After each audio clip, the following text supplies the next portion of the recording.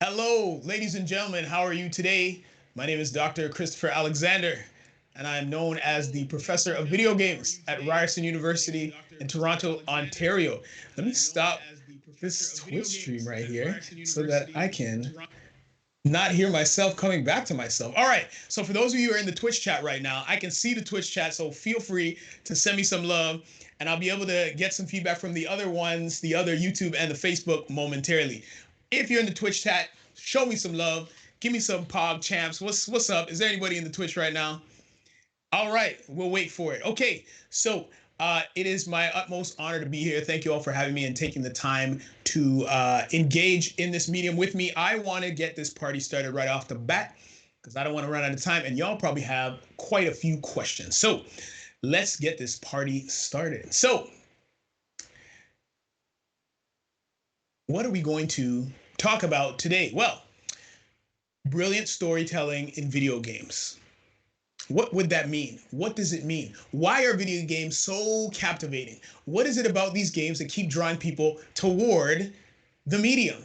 We're going to unpack that a little bit. And I know many of you are budding video game developers, story artists, story writers. And so we're going to try and unpack the storytelling aspect of it and some of the properties of what it takes to engage humans via the video game medium and storytelling. All right. So as mentioned, this is the title of today's topic. Now, some of you may not know, but that character down there, his name is Sean Matsuda, and he is a character from one of my favorite video games. It's called Street Fighter 3 Third Strike. And it just so happens that at one point in time, I was ranked 17th in the world on the PlayStation Network with that very character right there, Sean Matsuda. So yeah, there will be some videos. If you check out my YouTube page, you'll see me playing that game with lots of love. It's one of my favorite games. What are your favorite games? We'll get into that momentarily, but let's see from the beginning. All we're doing today is we're looking at two core components, okay? That's how I'm just going to distill everything down. And then after that, we'll pause to see if you have any questions, all right? Feel free to send comments in the chat. Monica will interrupt if they're not on Twitch, and I'll address them as they come in. Everybody ready to rock? Anybody in the chat? Okay, let's get it moving. So when we talk about two core components in storytelling, I break them down into two main areas. The first is capture. The second one is enrapture. All right. Now, when we were coming up with this, my wife and I were talking about these two words, capture and enrapture. And I said I wanted it to rhyme some way. And then I was like, well, how can we turn it into some kind of thing that they remember? We ended up with capture and enrapture, but we started off with hook them and then cook them, because like we used to own a restaurant, so we were thinking about having you simmer there for a while. That was the whole analogy there, but we didn't fixate on that one. We kept with capture and enrapture. So let's break those two up right now. When we're talking about capturing somebody, generally speaking, we're talking about storytelling. That is how we deliver a particular message and have us connect to our players. But how do we do that? First, we can do that via fantastical themes. Now, what do I mean? Okay, who can mention in the chat a fantastical theme from one of their favorite games? Anybody, even if there was one that you remember growing up, or right now if you're still growing up. What do I see? Okay. All right. Don't be shy, folks. Anybody out there, Monica? Do you see any? Super Mario Brothers. Okay. All right. So what's the fantastical theme of Super Mario Brothers, do you think? Well, we already know how that one goes in terms of who we're trying to save. But generally speaking, when we're working with fantastical themes, we're bringing our players into some kind of space, some kind of place. It could be mystical, it could be historical, it could be a Final Fantasy, for example. These are the kinds of settings that we present via our stories. Next, we look at believable characters. Now, it's one thing to have your story set in some place, but usually we connect to the characters in the game and the story themselves because the characters themselves are believable. So usually, I don't know, I like to talk about one of my favorite games is Final Fantasy Tactics, and I really enjoy the character Ramza. Ooh, somebody said Galaga up in the Galaga. Okay. Ramza is one of the main protagonists inside of Final Fantasy Tactics, and he is so believable in terms of what he goes through that story in general is why I connect well with it. All right, so that's believable characters. And lastly, for capturing and storytelling, we usually have complex relationships. Now, I know what you might be thinking. There are certain games like, I don't know, Tetris, which don't necessarily have complex relationships. Are you sure? If you look at the properties of all the shapes, now there may not be any storyline, but actually online, a lot of people they detail the complex story of the Tetris game. So we're looking at complex relationships, and that is how people inside of the world relate to each other and the world itself. So when we're looking at captivating people via storytelling, generally these are the three things that we're swimming around. All right. Now, how do we enrapture people? And when I say enrapture, I'm talking about keeping them there for an extended period of time. What do I mean? Well, many of us, they know that video gameplay has gone up 75% since this pandemic. What is it that people are doing in these games that are keeping them to play for such long periods of time? Well, that's where we get to our core mechanics here. When we're enrapturing our players, we've got them doing pretty much very similar tasks repetitively, but there's something about it that keeps us coming back for more.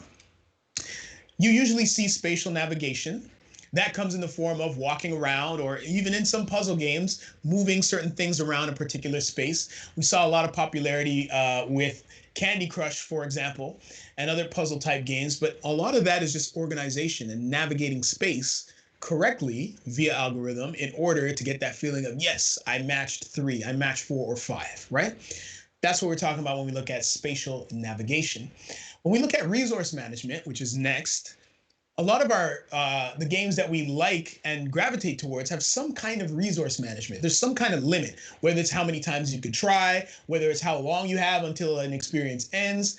There's always some kind of, there's usually, not always, there's usually some kind of resource management that happens there.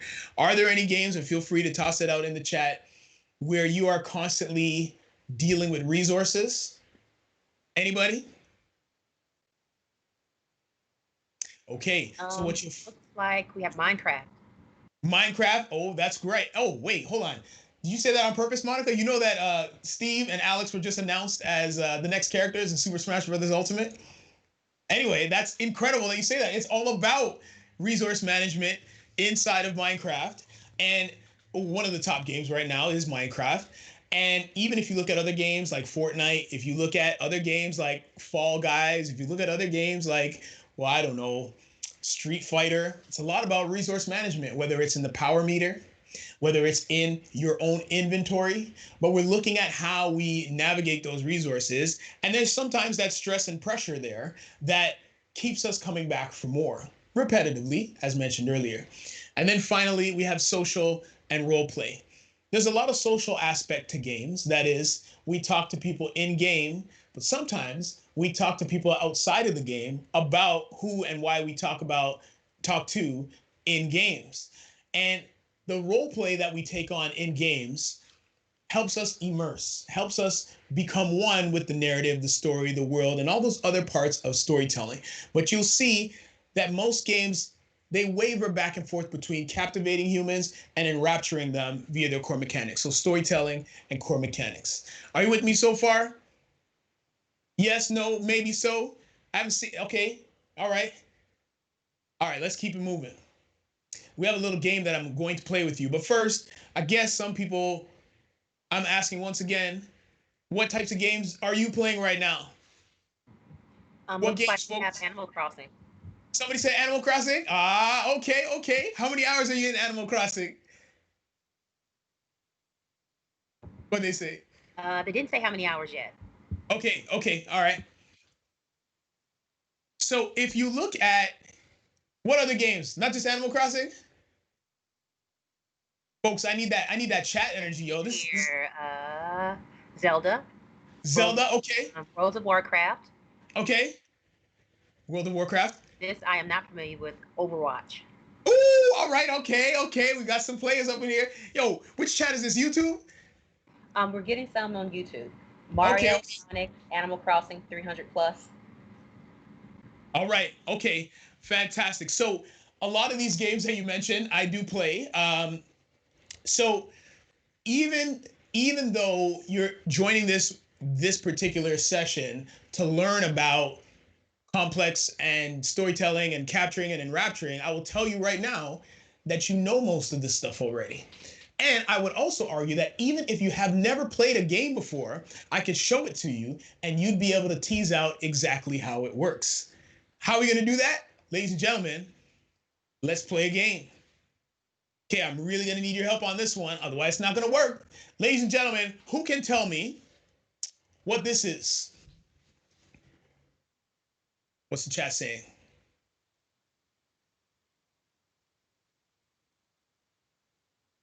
Of course, we're all saying Pokemon. No, I didn't say what game it is. I asked, what is that? Okay, waiting for answers. All right. All right, ladies and gentlemen, that Pokeball. is a Pokeball. Absolutely right. So, you've already answered the second question, which is what game is this from? And the answer is Pokemon. So, my question for you is how does Pokemon capture you via the story?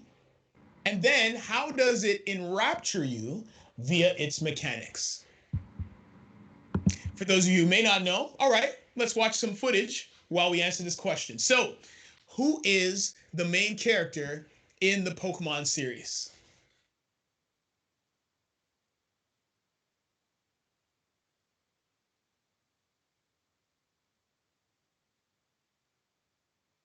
What's chat saying? Ready? Let's see Say what that we again. got here. Um, no one has said anything about the main character just yet. Amazing. So, the answer that I often get, people say Ash, and I say, well, I don't know if that's true because the main character in Pokemon is you.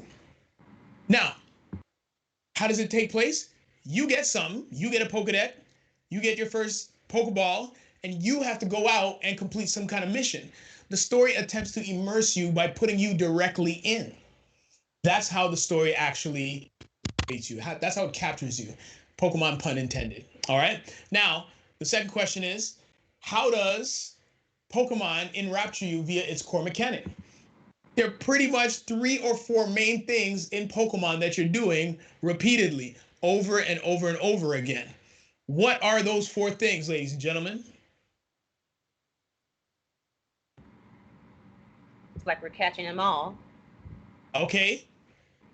You're catching them all. I'll put that down as number 4. What else? What are we doing repeatedly? Catching them all? What are the properties of catching them all, though?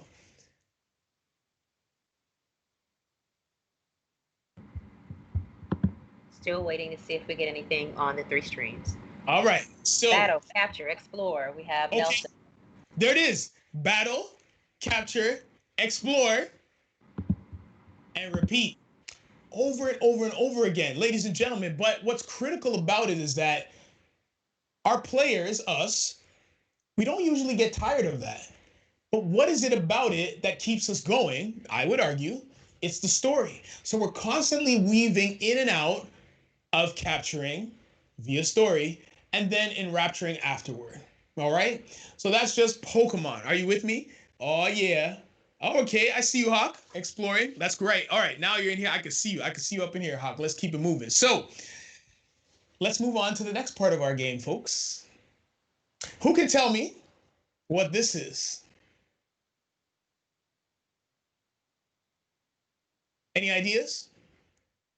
What game? What's going on here?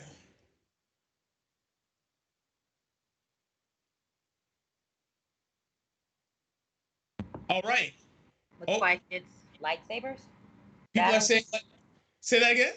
Lightsabers or battling. All right. Beat Saber, I see you in the chat. That's correct. So here's my question. How does Beat Saber capture you via its storytelling and then enrapture you via its core mechanics? You got anything for me? What's the story of Beat Saber?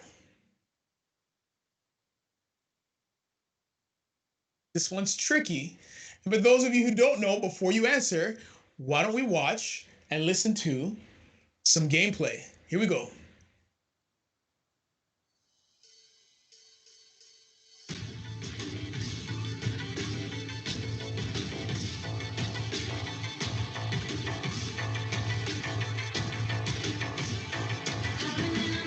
The next time somebody tells you that gamers are lazy, you take a look at something like this and show them and say, it's not on games, folks. Now I'll give you a moment.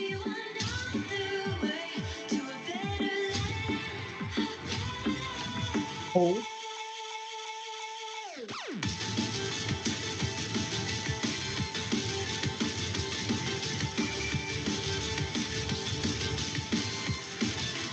Get that, folks.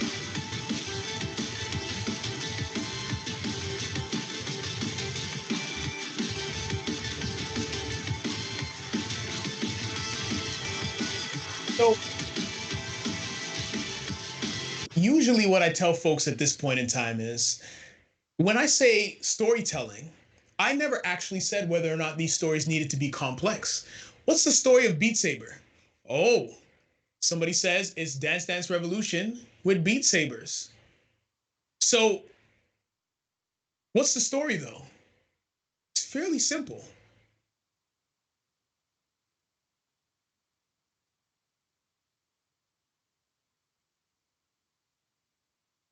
Where you at, Hawk? Yeah, no word yet on what the story is on Beat Saber. It's pretty simple. Hawk's pretty engaged. Also Nelson, Shadow's Cooley. All right. So you're defending, you're slashing, and you're dancing, whether you like to believe it or not. Right? So how does this game, outside of the movement and the story, you're just on a platform there, you can see it. How does this game captivate you through its mechanics? Now, if you take a look in the top left, there's a combo meter, which means you get rewarded for strings of hitting it correctly. There's a multiplier, which also multiplies your score, which you can see down at the bottom there. All right? Yep, we do have some feedback. Oh, We have music. The music. that's correct. So the music also plays into the story because we don't actually know why we're here or what we're doing here, but we're here. All right? Excellent work, folks. Thank you kindly. Let's keep it moving. See how I said all those things on beat? All right. Now, here comes a tricky one. Who can tell me what this is? Ooh, let me get out of the way.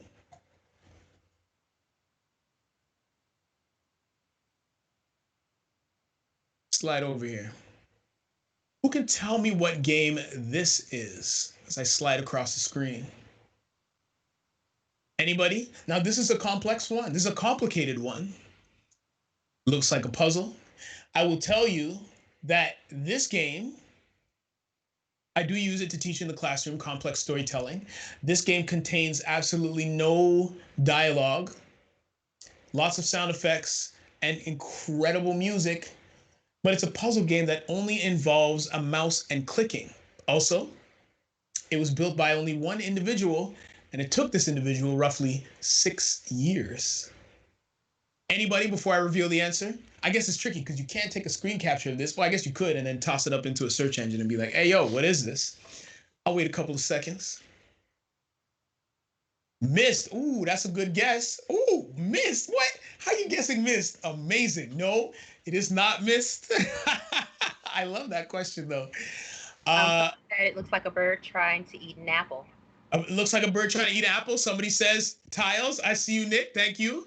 So, do you know the name of this game? This is one of my favorite games of all time, folks. And it is a game called Gorogoa. So my question to you was going to be, as with the rest of them, how does Gorogoa capture you via its story and enrapture you via its mechanics? Now, this particular title is unique because the way that it both captures you and enraptures you is so fantastically intertwined is that you waver in between these things so frequently and fluidly, it's tough to tell which side you're on. Are you inside of the story or you're inside of the mechanics? And this game, although incredibly engaging, unfortunately only lasts for about an hour and 30 minutes, but you'll see in a minute the way that it's created, concocted, and incredibly well thought out. This is the type of masterful thinking I want the world to see in terms of what types of stories video games can convey. I won't tell you about what it's about until after we watch some gameplay, but there's gonna be a moment when I show you this that your brain just snaps to be like, what just happened? And I know you might say, well, there's nothing that's gonna surprise me with video games, but let's take a look and see. Here we go.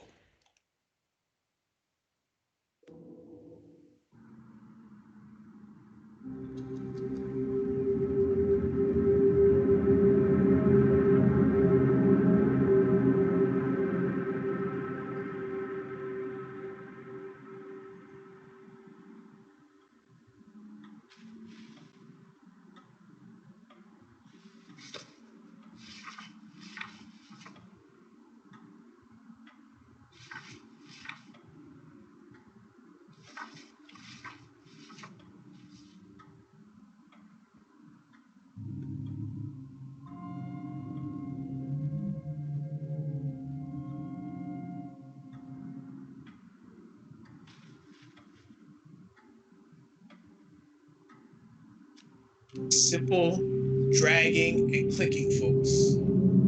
This game only requires a mouse. I'll stop talking.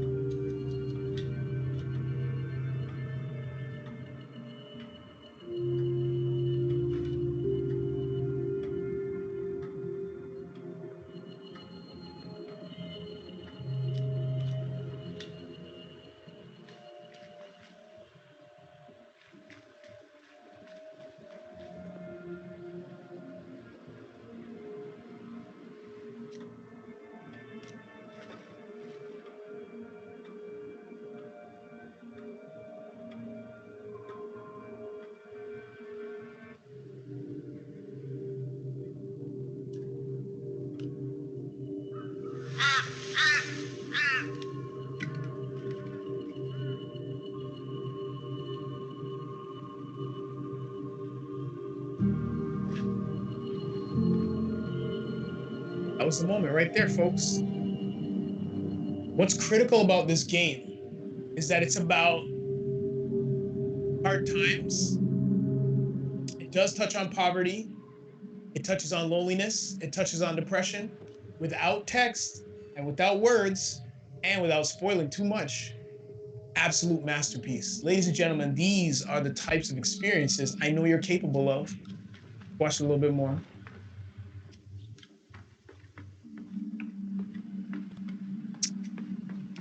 It does indeed teach social emotional issues inside of a video game.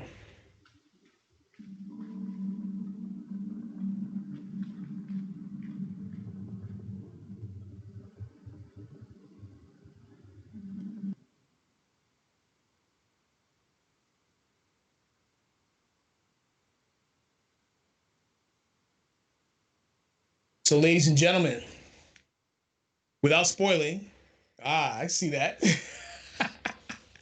We're going to stop it right there. But in summary, when we're looking at video games and storytelling, capturing and enrapturing, it's kind of, if you take on game design and storytelling as a mission, there are some things that you should consider. Develop your games and share your games with other people. Because much like most foods, we don't make games just for ourselves. This is if you're cooking for somebody else. We make them for other people. So develop your games. Keep just at least one other person other than yourself in mind, and you should be fine. Share those ideas, share those stories, share those unshared stories, most importantly, because that's what we need right now. There's a lot of talk in the media about which games make the most money and how do I get return on investment and microtransaction. All this stuff, in some ways, changes the narrative, pun intended, of the medium itself. And I'm hoping that the games that you previously saw had you say, like, wait a second, I didn't know video games could do this kind of thing. Well, it's true. It's absolutely true. You saw it, and all of you usually have games of your own that aren't mainstream that you look to, that you're like, whoa, hold on, this game makes me feel good. No, I'm not addicted. It's taught me something, and it can teach somebody else something. There are tons of games like that. I can list some right now. Neocab, The Cat Lady, Virginia, Black Sad. I have to be careful because I play some of these games in my classes. I can't spoil all of them. So yeah, when you're thinking about stories, thinking about telling your story, and as I mentioned, well, actually, this is a joke. When you get to putting your games together, you're probably going to have to talk to a coder. Most video games can be boiled down to two main concepts, and my good friend Scott Fielder, Dr. Scott Fielder, will be very happy to see me put this on a slide. It's just updating and rendering what's on screen, what's being printed to the screen. Now, it may sound crazy. I spent the last 5 years working with coders, but that point right there is incredibly crucial for you to remember. Even if you're trying to tell, particularly if you're trying to tell stories via the video game medium, it's all update and render. You got to believe me. All right? Publish your game and hope. Now, a lot of people have grand ideas about putting out a game and raking in millions, thousands, billions of dollars. It's all timing. Nobody can say with certainty that we're going to release this game and it's going to make a lot of money. Test it out. Go look historically if there's a game that said we're going to make a lot of money and do it outside of Doom. All right. You publish your game and you hope. What do you Oh, I like these chats. We're not even at the questions yet. Should I wait? Okay, hold on. I'm almost there. Uh, ooh, hold on. Okay, stories, absolutely, they begin with you. And then I'm going to get to that fantastic question from Nelson on YouTube. All right. So, ladies and gentlemen, this is the point at which I stop and get pummeled with questions. And the first question that we have right here, I'll read it from Nelson on YouTube. What do you recommend is a good way to remain engaged? Oui, madame, c'est quoi? Je suis en train de faire des choses. Merci. Thank you. What do you recommend is a good way to remain engaged with the story you are telling while listening to others' input without compromising what you aim to tell? Nelson, I feel like you should be inside of my game design class because we are literally talking about that as a concept. The concept that we spoke about last week, and you can actually see the stream on Twitch. We did it last week, was persuasion in video games. And there are 7 main components of how we curtail or move users towards engaging with our stories without them feeling pushed or forced to do that. So one way, to get back to your question, is to simulate what the player would do. You listen to Shigeru Miyamoto, the creator of Super Mario, talk about how he created the first 30 seconds of Super Mario Brothers. He will tell you that he wanted to teach the players what to do without an instruction manual, but by design itself. So many people know this, but the original Super Mario Brothers, the first 3 blocks, second of which has a mushroom in it, or is it 4 blocks? Anyway, they put those blocks in a particular order so that it's very difficult to jump over the initial mushroom, so that when you collide with it, you get that feeling of, whoa, I'm bigger now. I should be able to do something bigger and larger than myself. So that's one of the ways we keep people engaged with our stories and listening. Because a lot of these myths of a game where you can do everything, they're false. There's no game that allows you to go everywhere and do everything. And if you ever worry about this as a concept, ask a coder. Can your game go everywhere? And they will tell you before you finish your sentence, no, there are limits. Immediately. All right. But that's one way. You will make a story that you hope somebody else engages with, and you will guide them through an experience in a way that keeps satisfying them, captivating them through the story, and enrapturing them with crucial and critical mechanics. That's my answer to the first question. Does that answer your question, Nelson? Before I move on to the next one, I usually ask that. All right. So another question we have. What's a popular reoccurring story in today's top games? Wow. Are y'all from my class or what, man? We just finished talking about narratives in video games, and one story we were talking about like 8 different story arcs. Ones that people return to often is what's known as the hero's journey, Aristotelian. So you've got this call to action where it's like, hey, wake up, to get back to the Zelda reference. We need your help. And the hero's like, nah, I don't have time for that. No, seriously, we need your help. Nah, I'm just a regular human being. I can't do anything. And then this mentor shows up and says, oh, don't worry. You could be like me. You could be amazing. And like, still, I don't think I'm going to do it. And then tragedy happens. A whole bunch of baddies come in. What do I do? And the mentor shows up. Oh, use the sword. And hey, listen. Anyways, they slash me like, you see, you're the only one that can do this. And you need to cross this threshold in order to make it. And then what happens from there is the hero, which is usually you, decides, you know what? I think I'm the only one that can do it. And then they cross the threshold and they can't come back to the threshold until they complete a bunch of trials, slay the demon, and then they return, pass back over the threshold, and everybody gets excited and celebrates. So that's one popular reoccurring theme in most games. Oh, sorry, in many games, not most games. That people return to because it's something that people have seen over and over again. But even in my class, when we went through like Sierra narratives, and I shouldn't tell too much about it, but the idea that there are small loops of stories that have you keep revisiting, kind of like Majora's Mask, actually. Um, so there's smaller stories that move you forward a little bit, but then you come back to the beginning, and then when you come back to the beginning, you have new knowledge, so you experience the same path in a very different way. So that is my answer to the second question. So my next question is, do you have a program so that I can make 3D games?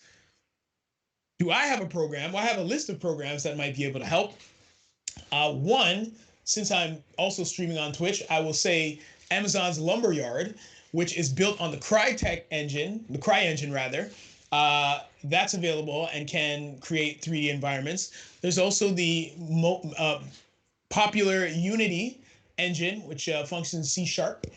And there's the overarchingly one right now, it has a huge presence, the Unreal Engine, which is C++.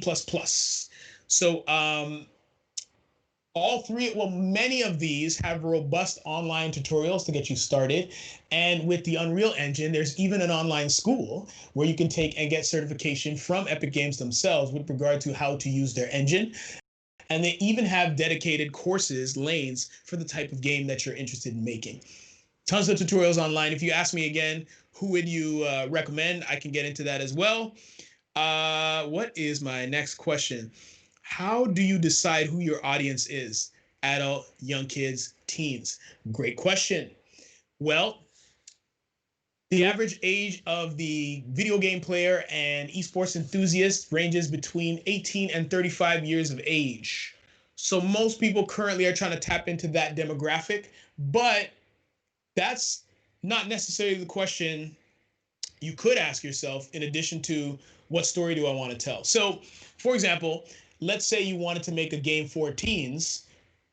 What would you like to tackle? If you're making a story that talks about the struggles that you went through as a teen, like a game like Life is Strange, ooh, that might be something for you. That might be something for that demographic. That might be something that you want to tell a story to leave breadcrumbs for the past you or the humans that are on their way up right now. My answer to that question. Another question I have is, who makes up the best stories, adults or kids and teenagers? That is a great question. Now, I'm going to get in trouble for saying this, but I think that kids and teenagers make the best stories. And why do I think this? Because you have this imagination that just goes beyond the limits of what you've learned about the rest of society. So you may be able to dream things up. The only issue might be these incredible ideas versus the time to technically sit down and figure out how to execute these ideas. So I think the best pairing is when all of these groups get together and work on magic together. Does that answer your question? I'm going to assume yes, Nick. All right. Where do you think gaming is going next? Whoa. Well, we can see that video games are already going towards training and simulation. Well, they have for years, really. If you look at your favorite pilot or driver, um, many of the training and simulations that they go through are game-like in nature, and they provide the same types of training and, in some cases, stories. To get back to brilliant storytelling, to engage the learner to keep honing their craft over and over and over again. So I think what we'll see increasingly is games moving towards education. And I'm not saying education in terms of, whoa, that's going to be fun. That's actually the crux of my PhD. I'm talking about how video games can actually engage people, not the fun bits. But I'll give you an example. There is a limit to how much text you should put on a slide. And I know, or I'm pretty confident that I haven't breached that in this presentation, which is what made it a little bit easier to pay attention to me. That character count is roughly 26 characters per slide. Anything more than that, it's going to take the users too long to look and captivate. Well, video games know that. Take a look at most games and how much on-screen text there is, depending on the genre, at any given time. And we do things like reduce health power down to HP so that you get it. Oh, HP, that's my health. And you see a meter as well. We use symbols. So I think what you're going to see increasingly, which is definitely what I'm doing in the classroom, education is going to take on more video game tendencies. And again, not just the fun bits to engage users, because that's where you are right now. You're playing games. I just told you video game play has gone up 75%. So what you're going to notice is that games are going to increasingly move their way into how we engage in the future. Pretty much every discipline. There's not a single discipline you can take in school that doesn't somehow connect to the video games industry. You think about, I already told you about flying. Think about neonatal resuscitation. Think about driving a truck. Think about farming. Farming Simulator 2000 is an esport, an actual thing. You can check that out. Thanks for answering your question. You're welcome. Hopefully that answers that question. The next question I have here is, what games am I playing right now? Well, I am currently playing, because of my limited amount of time, a lot of Legends of Runeterra. I got put on that game by one of my colleagues, Jeffrey LaChapelle. He keeps telling me games, because I was globally ranked in another game called Light Seekers, which was a card game. In seasons 3 through 10, number 1 in Canada and number 1 in the world with my class, which was Dread class at the time. But I stopped playing that game for a while, and I started playing Legends of Runeterra. That is a card-based game. Outside of that, if I have any time where, as you just saw, a child is not walking in, I will play some Street Fighter and some Super Smash Brothers as Bowser. Let's see. You're welcome for answering your question. Nelson again. What could we do to keep the experience fresh or exciting on subsequent playthroughs? Excellent question. You've seen it a lot in games where people, after you get through the game, there's another portion of the story that gets unlocked to allow you to engage again with this new perspective, back to Sierra narratives. You see it with allowing you to start what's often called New Game Plus, where you keep all of the superpowers you had from the beginning and you just are able to be super powerful from the beginning. You see it again by having branching paths and different ways of completing the game, particularly in story-based narrative games. Mass Effect, for example. Well, not necessarily Mass Effect in terms of multiple endings, a plethora of endings, I mean. And so that's one way you can keep users coming back and forth, but you can also just make a cool game. Like one of the games we played last week was Inside. And that game in and of itself is so engaging that I find myself revisiting it regularly, even in the classroom, because what it's trying to say is so special that each time you play through, depending on what you're going through in your life, it hits you differently. And you gotta believe me, it's a game called Inside by Playdead, and it is absolutely incredible. Does that answer that question? And are there any other questions? Y'all are doing a great Come job. to a stop on questions. So if you Say that guys, again? we don't have any more questions right now. Currently manning the chats to see if any more come in. All right. Oh, are the best stories complex or simple in nature? Well, It's a good question. I think it would depend on the type of story you're trying to tell. What happened to my mouse? Ooh, oh, there we are. Reserve some bandwidth here. Give me a moment, folks.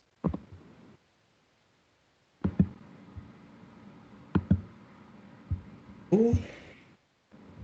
No additional Are the questions? best stories complex or simple? So, I would submit that the best stories are both, in that they're able to weave in and out of being complex and simple simultaneously. What do I mean by that? Well, there are games like, well, I don't know, let's take Tetris, which has a very short story. Uh, or no, we can take Angry Birds, because that has an incredible story that many people don't think about. It's very complex, the story itself, but how that those mechanics manifest that story are so repetitive and engaging that people do it over and over and over again, right? And to get back to the question of the complexity of stories, I also feel that that's genre dependent. A puzzle game's story complexity may vary vastly versus a walking simulator, for example, like What Remains of Edith Finch, or like I mentioned before, Virginia, or a story like Heavy Rain, Indigo Prophecy, Beyond Two Souls. These types of games have different narrative because it's genre based. Uh, but yeah, it absolutely depends on the genre and what kind of audience you're trying to appeal to. Does that answer your question, Nick? Keep them coming, man. Some flame you got coming there. Are you in my class? Hell, you should be. Woo.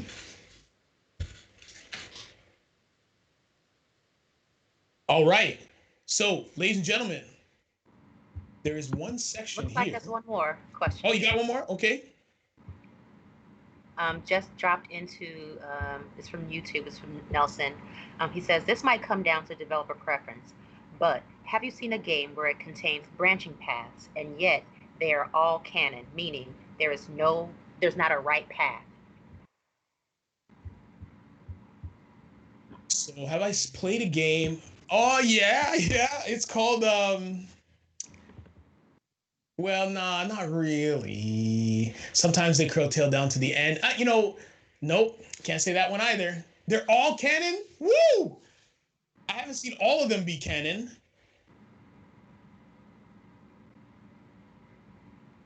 Multiple paths, multiple endings.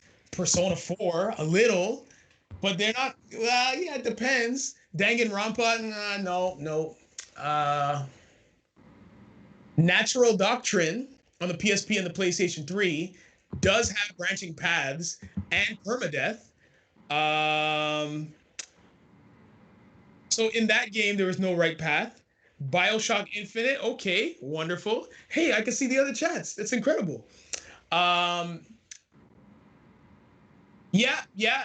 Although there was some pushback from community about Bioshock Infinite, but yeah, I'll accept that. Yeah. So yeah, Natural Doctrine, Persona 4, but not completely canon. There's always the Odin Sphere. There's a remake on the PS Vita. I'm hoping that you've never heard of any of these games, by the way. Uh, Nelson says next game jam. Let's make it happen. Oh, yeah. All right. Let's do it, Nelson. Let's do it. I got a bunch of coders I can connect you with for game jams. Are there any other questions, folks?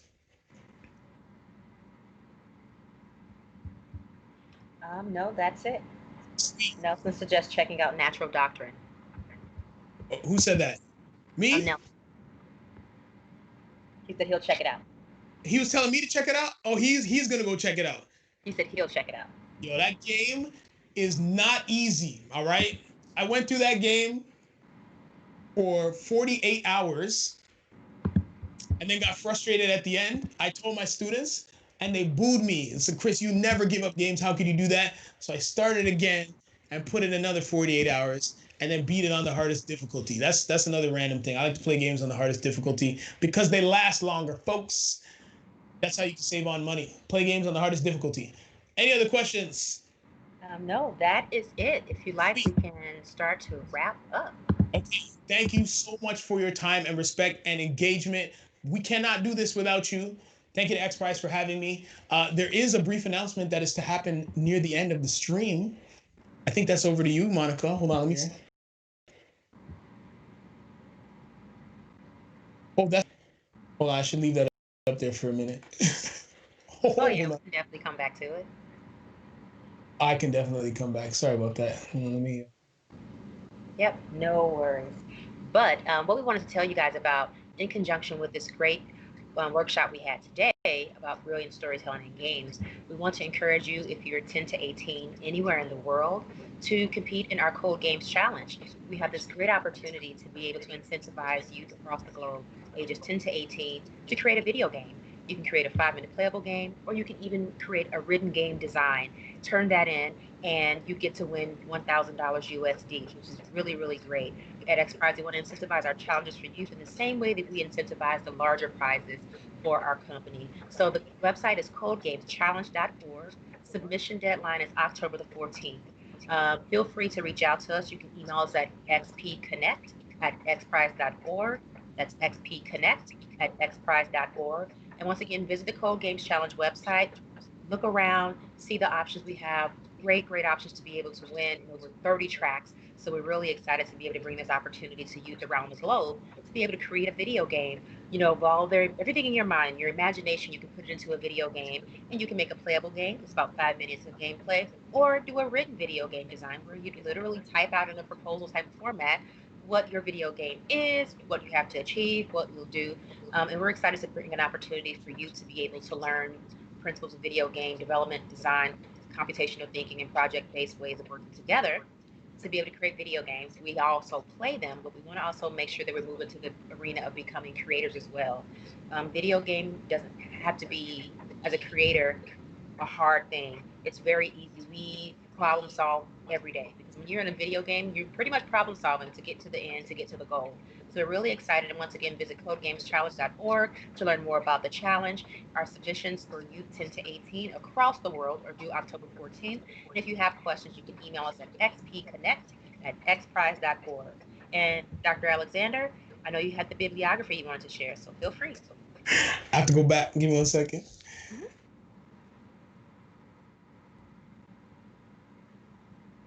Here are some of the references from the presentation today. As a scholar, I feel that I need to give respect to those that inspired it.